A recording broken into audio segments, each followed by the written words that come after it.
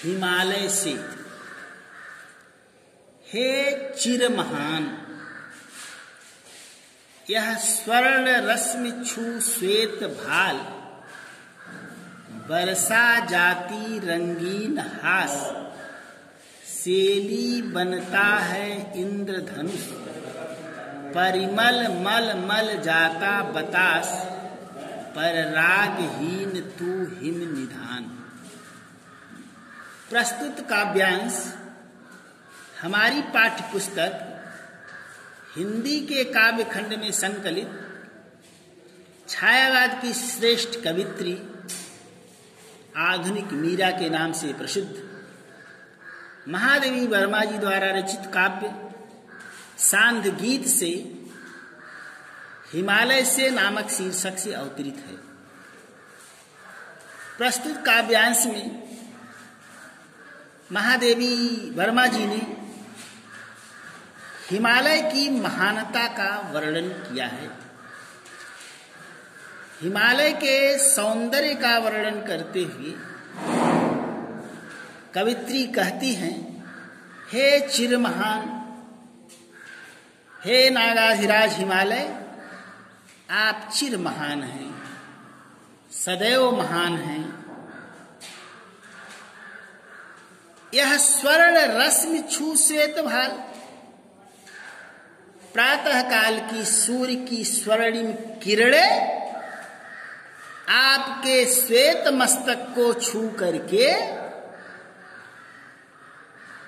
मानो रंगीन हंसी बिखेर देती है। प्रातः काल सूर्य की स्वर्णिम किरणें आपके श्वेत मस्तक को स्पर्श करके रंगीन हंसी बिखेर देती है। सेली बनता है इंद्रधनुष, इंद्रधनुष आपके सिर की, आपके मस्तक की सेली पगड़ी बनता है। परिमल मल मल जाता बतास, परिमल बतास हवा, सुगंधित वायु आपके शरीर में सुगंध का लेप कर देता है। लेकिन हे हिमनिधान, हे नागाधिराज हिमालय, हे हिमनिधान, आप रागहीन हैं,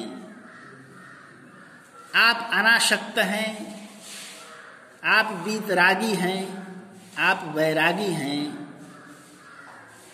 इससे आपको कुछ, आपके जीवन पर कोई अंतर नहीं पड़ता है। नभ में गर्वित झुकतान शीस, पर अंक लिए है दीन छार, मन गल जाता नत विश्व देख, तन सह लेता है कुलिश भार, कितने मृदु कितने कठिन प्राण। हे नागाधिराज, आपका शीश गर्व से आकाश में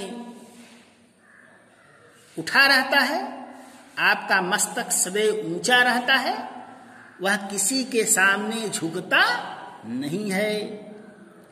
लेकिन आप अपने अंक में, अपने गोद में दीन छार मिट्टी के कण को भी समेटे रहते हैं, धूल को भी आप अपने गोद में लिए रहते हैं।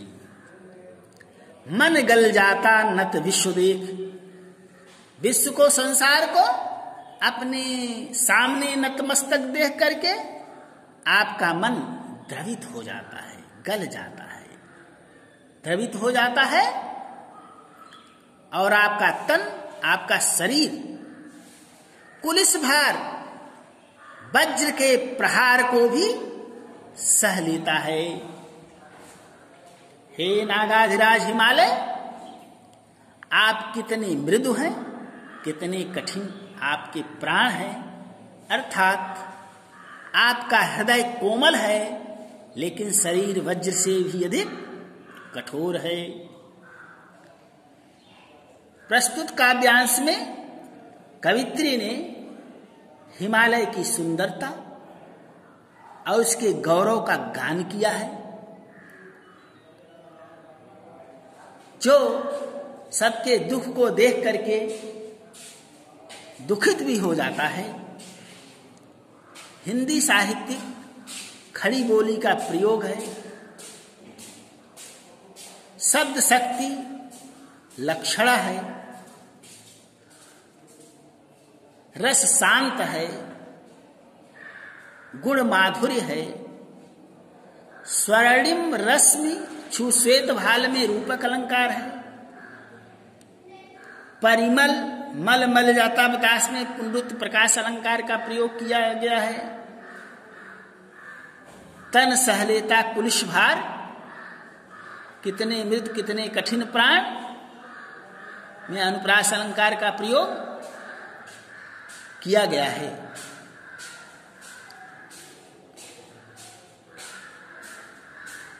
आगे का चरण है, टूटी है तेरी कब समाधि, झंझा लौटे सतहार हार, बह चला दृगोशे किंतु नीर, सुनकर जलते कण की पुकार, सुख से विरक्त दुख में समान। कवित्री कहती है, हे हिमालय, आपकी समाधि कभी टूटी नहीं है। आप एक साधक की भांति समाधिस्थ हैं। सैकड़ों झंझावात, सैकड़ों तूफान आपसे टकरा करके हार करके वापस चले गए, लेकिन आपकी समाधि टूटी नहीं। बह चला दृगोशे किंतु नीर, सुनकर जलते कण की पुकार। लेकिन संसार के जलते हुए कण को, पृथ्वी के जलते हुए कणों को देख करके, तप्त पृथ्वी को देख करके, गर्मी से व्याकुल मानव को देख करके, आपके दृगों से, आपके नेत्रों से नीर बह चला।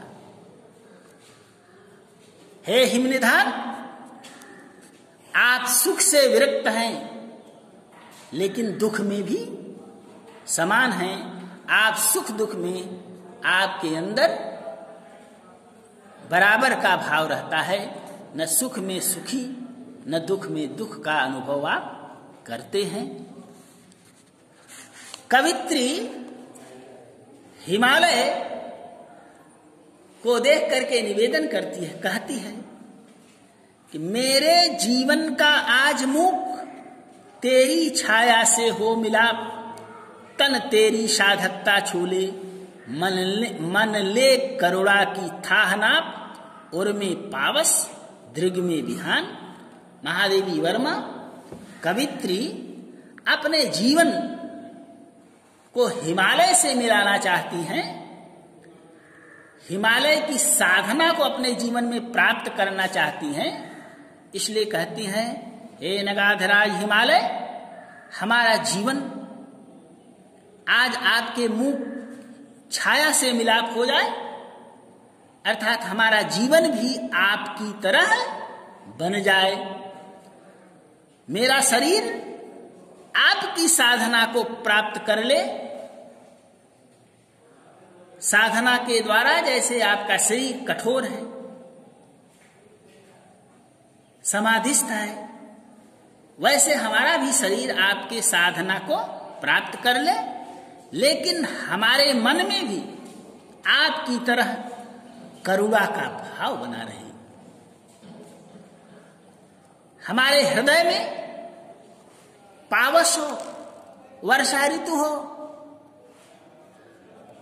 लेकिन नेत्रों में बिहान हो, नया सवेरा हो, नई प्रेरणा हो, नया उत्साह हो, उन्नति करने की भावना हो। इस प्रकार महादेवी वर्मा जी अपने जीवन को हिमालय की तरह बनाना चाहती हैं। प्रस्तुत काव्यांश में कवित्री ने हिमालय की साधना